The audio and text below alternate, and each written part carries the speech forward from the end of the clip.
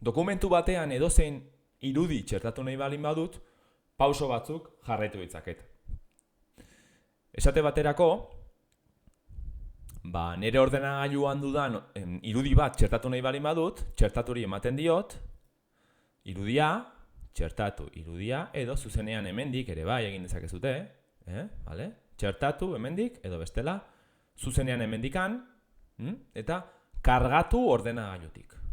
Kasu honetan nik hemen irudia daukat, irudia hautsi daukat, eta batzuetan, zailtasunak ditugu irudi hau mugitzeko. Horretarako, hautsi testuari ematen badiot, utziko dit testua nahi dudan tokian uzten. Eta gero, berriz ematen badiot lerrokaturi, ja berriz ere ez da mugituko. Begiratu. Hautsi testua, eta nahi dudan tokian mugitzen dut, eta lerrokatu, eta gutxi gora bera voltatu egiten da zegoen tokira. Doitu testuarekin ere egin daiteke. Baina kontuan hartu, beti lerrokatuta balin badago ezin izango dugula mugitu. Era berean, internetetik ere beste irudi batzuk txertatu nahi baditut, adibidez,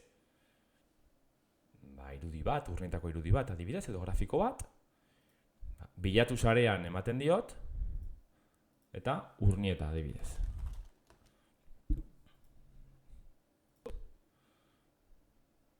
Aukeratzen dut, txertaturi ematen diot, eta hemen agertuko da, noski irudi hauen tamaina jetxe egin daiteke, eta lehen esan bezala, mugitu alizateko, hautsi testua, eta pixka bat, mugitu egin dezakegu.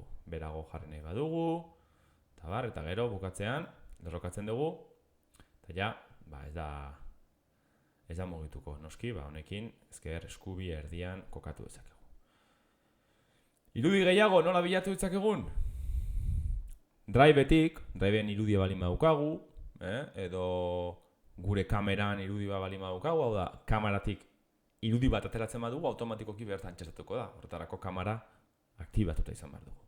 Eta gero gure Google-eko argazkitatik irudiak txertatzeko ere aukera badago.